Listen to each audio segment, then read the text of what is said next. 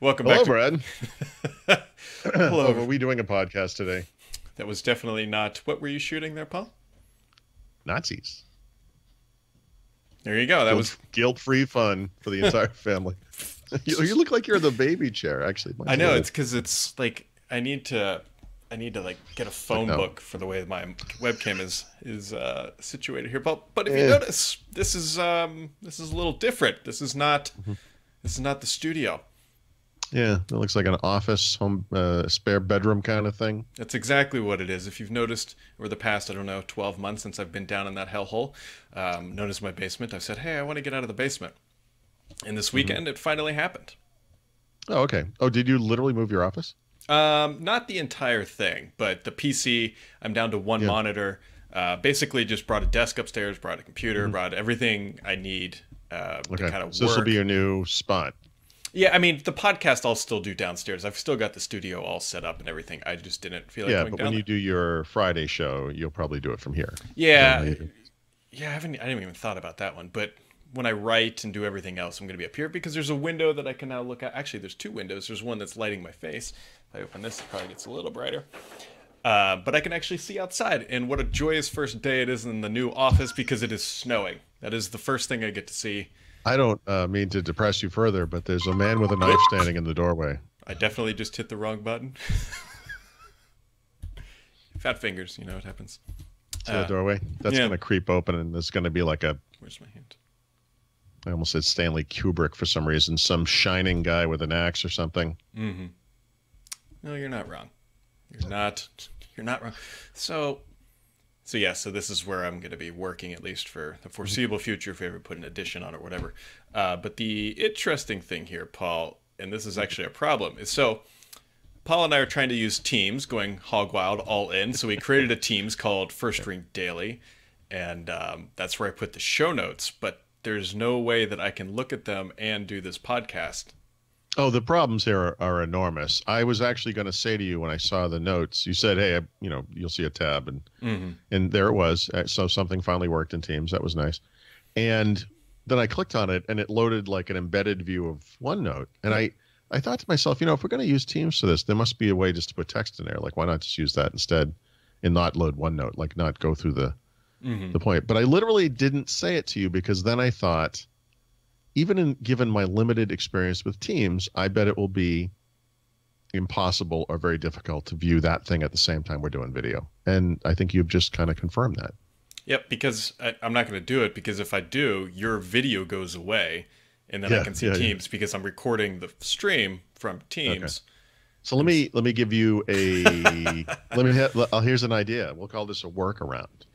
Because one of the things you can do in Teams, like in Skype, is you can open the chat window over on the side. And maybe what we could do is one of us could just paste in the notes, and then into that, we could leave that open, and then we'll have that side by side with the video. Kind of, well, not really, because see, when I open it, you get. Oh, that's because you're opening it? Yep. Oh, oh, Teams. Oh, you've done it again. Nicely done, Microsoft. Yeah, if Nicely it done. truly popped it out into its own window, that would be perfect. Is there? I literally, my position. Well, because I'm recording like the screen area, and so when I do that, you get shifted. And I was looking like, That hey, is- can we kick is the? amazing. You can't pop the chat out from this. Yeah, well, right. Hmm. It's, It's just a I- sidebar. yeah, it's like the new Skype app. It's just all one thing. But you're literally. This is, so, like the way Skype works, by the way, Hmm. is if we deselect the main window, a little audio or a little video window will appear in the corner, like a picture-in-picture thing. Yep. And you could then do whatever you wanted in the app, and you wouldn't see it through the video. Why would you? Hmm. Well, we tried. There's Mm, like I need a multi-windowed Skype or Teams, but yeah. here we are.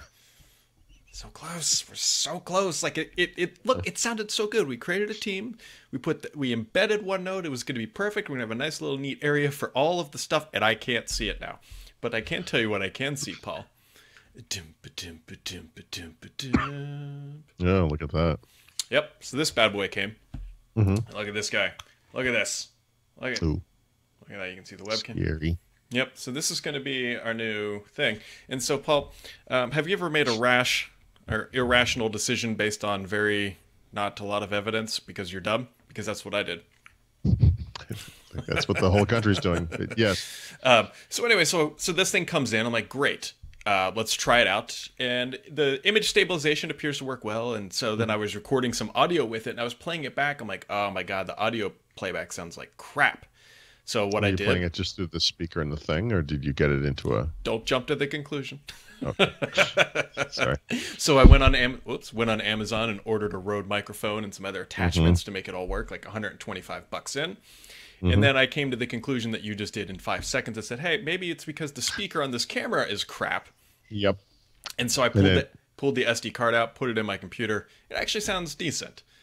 And so now I'm going to have to drive back to UPS and return that box when it arrives here in about 45 minutes, I would give or take. And yep. I mean, if we need to long term, then I can do it. But it's just easier just to carry this rather than that plus another microphone and all that stuff. Oh boy. Well, I'm glad it works. Yeah. It looks nice. It does. Will be 1080p at 60 frames per second there, Paul. Oh. As opposed to like 720p at 15 frames, I think is what we're doing before. Stepping into the HD age as 4K is getting ready to go into 8K. Yeah. There's no way we would do 4K though. The file size alone makes it inhibitive. Yeah, and what's the quality point when you're looking at us? Does my hair get more gray in 4K? I mean, what's the difference? Speaking what the difference of, Paul, it's all quiet on the Redstone front here. Yeah, I was just reminiscing about a week ago, literally this morning, wrote an article about how Windows 10 versions 1803 was going to be delayed. In fact, the title, I think I called it "Suffers a Small Delay," was the way I'd put it. I had heard about this from multiple sources. I knew it was happening. What I was waiting on was to find out why it was happening. And then a day later, Microsoft released that cumulative update for the RTM version, Windows 10 version 1803. And I wrote it up. I just wrote a separate article, but it was like, this must be the why, Yeah. But you know what? It's a week later, and I'm curious because if that was all of it, it seems like they would only need a couple of days to kind of figure that out. I honestly expected to hear that this release was revving up by the end of last week, and I was kind of surprised to wake up this morning, think about that, and discover there has been complete radio silence on this ever since. So the way that Microsoft revealed this cumulative update, I mean, people would have seen it, but was by adding something to a late March blog post that had already been added to 4 times or 3 other times, rather than create a new post and say, hey, by the way, if you're running this build of, Windows 10, you're going to get a cumulative update. That doesn't happen unless that's the release, right? I mean, that's how that works. So actually, that's not fair to say, is it? They probably do a cumulative release even for Insider builds. I'm not sure about that. Do they do monthly quality updates if you're on Insider, or do you just get Insider builds? I think you just get new builds up until the end. When they start patching the Insider builds, that's when you know. That's what I was trying to get to. That would be evidence that was the final. I think there has been one patch on an Insider build. I don't think it's but it's unusual. Right. I think it's outside the norm. Okay. Well, anyway, I've been kind of waiting to hear. I figured someone would get in touch and say, okay, here's what's going on. They just told everybody. And I'm kind of wondering now that it has been basically a week, that there must only be a really small group on the Windows team that's kind of aware of why, they've not really contacted anyone to say, hey, here's the release notes for this build or for this release. This is what's new. They obviously never had a reviewers workshop, whatever. So it's curious. Like their silence is always kind of deafening, but as every day ticks by, I'm curious that they haven't said a thing. Yeah, it's kind of strange. Yeah, you would think that they would come out and say something, but yeah, who knows? Who knows? Well, somebody knows, actually. Somebody exactly. Somebody does know. Somebody not on this podcast, apparently. I mean, it's clearly some sort of bug or whatever, but we will we'll find out here They got 14 days to hit their deadline. Yeah, really. It's really strange. Yeah, I mean, tomorrow should have been the broad part of the deployment, the floodgates opening. Yep. And I don't hear a thing. Yep. Yep. And one other, I don't know if this is a quick thing or not, but this kind of popped up. Actually, my wife and I were talking just vaguely about some of the Facebook crap that's been going on because Zuckerberg has been in every single headline. And it kind of came, there was a couple surveys out, one by Recode, one by, I think the AP or somebody else, talking about companies that you least trust. And Facebook was like way up there. Google was up there as well. And Microsoft was actually pretty low, meaning people trusted them. And I honestly think that, and we both know because of the speed that Microsoft moves in their marketing department, this isn't going to happen. But like right now would be the ideal time for them to start putting out things showing that they're trustworthy for consumers, like the trustoutlook.com, like just to go on a media marketing blitz and saying OneDrive.com is secure and backing up your data. Because they have that ability, but they're not executing on it. They would open themselves up to some criticism there, though, because there's two levels to this trust, right? As a brand, I'm sure, I guess, that people trust Microsoft. They are kind of that IBM type company in a sense, like they're a trusted partner of the enterprise moving forward, blah, blah, blah, whatever. But, a lot of the hardcore guys, the people who are enthusiasts like us, the trust thing is a little tough because the trust thing would also include, well, what about the phone thing you told me to buy that you stopped supporting, or the media center thing that you made and then you got rid of, and the smart displays and the Zunes and the, all the mobile apps that you killed, the Groove service and the subscription.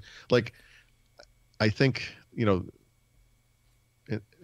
for the core fans, Microsoft is going to have a tough one on trust right now. Well, I would change that a little bit. Not necessarily trust in their longevity of services, more so data privacy trust specifically. Yep.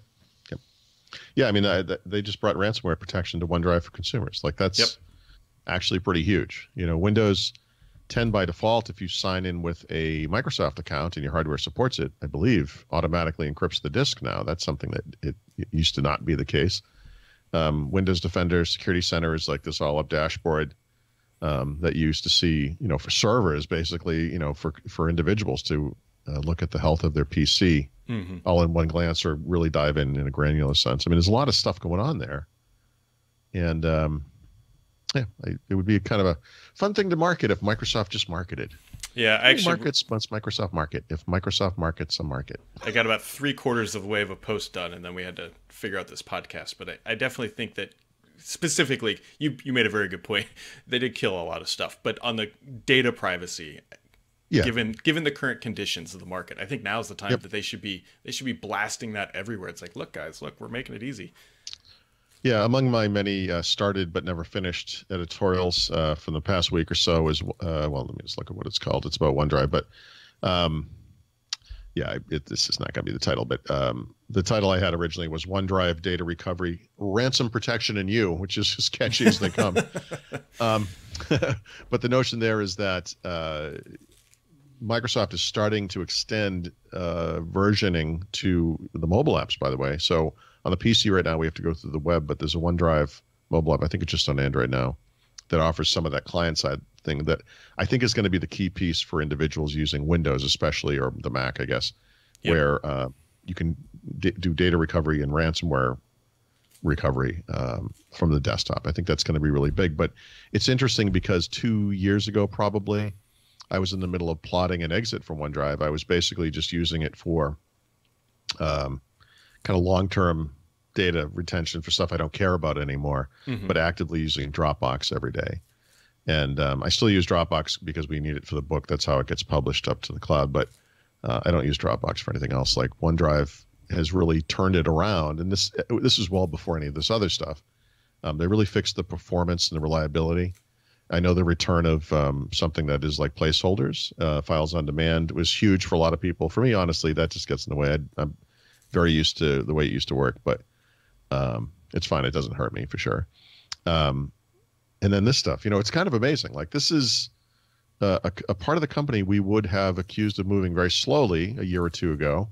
And I would say the past year, especially year, maybe 2 years even, they've really turned it around. Yeah. Yep. So.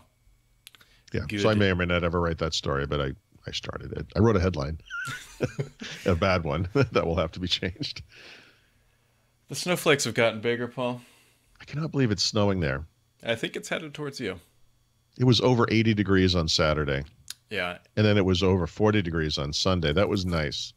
I might be golfing on Wednesday too. Like the fluctuations in weather. It's like the high was like 40 today, and on tomorrow will be nice. Wednesday it's supposed to be really warm again, or warmer. Yeah, it's finally going to settle, I think, into the 50s after a few up and downs. But my God, this is weeks late, and I just part of the reason I moved here is we were just looking at these pictures last night. A year ago this week, we were on a little road trip where my wife and my daughter and I decided we were going to move.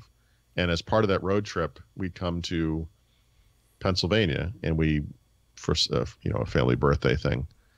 And on the way out of leaving to go home that Sunday, we drove. I said, let's drive to the house. We looked at the house, and then we ended, of course, here we are. But that all was happening a year ago. And a year ago this week, it was full spring here. The leaves were all out. It was like what May looks like in Boston. And this year, it's actually starting to spring a little bit because of the warm weather we had. But it's easily 3 weeks behind. And part of the reason we sold ourselves on this place was we're going to buy ourselves 3 weeks extra of spring at the beginning and 3 weeks less of winter at the end. And that's not working out. That is not. So it's your fault. It's what did you say? People don't know as much as they think they do, or something like that. People are always wrong. Whatever. Yep. Yeah. Yep. That's me. I'm trying to figure out how I can spin up a class action lawsuit against winter because it has overstayed its welcome. That's what I said to we were out getting in the car, and the mail woman drives up. We have a really long driveway. Well, actually, she just leaves the mail at the end. But if there's a big enough package, she has to bring it up. So I walked down to her truck so I could just get the handoff. She said, "What are you guys doing today?" And I said, "We're enjoying the last day of spring." She's like, "Stop it." I'm like, "It's going to snow tomorrow." Look at what is going on. Oh, mercy. All right. You got anything else for today, Paul? Nope. I do not. Gonna go back. How about you? Go back to your Call of Duty. Yeah. What time is it? I don't know. I have a dental appointment today. That will be exciting for everybody. I'm gonna go That's at 1 o'clock. I'm gonna go drop my local taxes off. That's exciting for nobody. Oh, that reminds me. I got to ask about taxes at work. we paid Pennsylvania taxes for some part of the time we were here. Yeah. If it's 100% of the time, we're going to be in good shape. But if we only started paying the taxes like in November or something, the state of Pennsylvania is not going to look kindly on that. So we actually have to. I got to figure out what that start date was. Yeah. Well, the good thing is you got a lot of time between now and. Well, look, I've been through this. You actually have infinite time when it comes to paying taxes. So, and we actually did pretty good this year. I think we kind of broke even, which is amazing if you consider that we moved. It's 2 states and the messiness of that. Very interesting. I'm really surprised by that. Alrighty, folks. Well, that wraps it up for today. We will be right back here tomorrow. I don't know if I'll be downstairs yet, ready to trust that setup because it is quite a bit different. And as much as I love all your complaints, I try to minimize them, and we'll see if this one has any complaints as well. All right, folks, We'll catch you right back here tomorrow.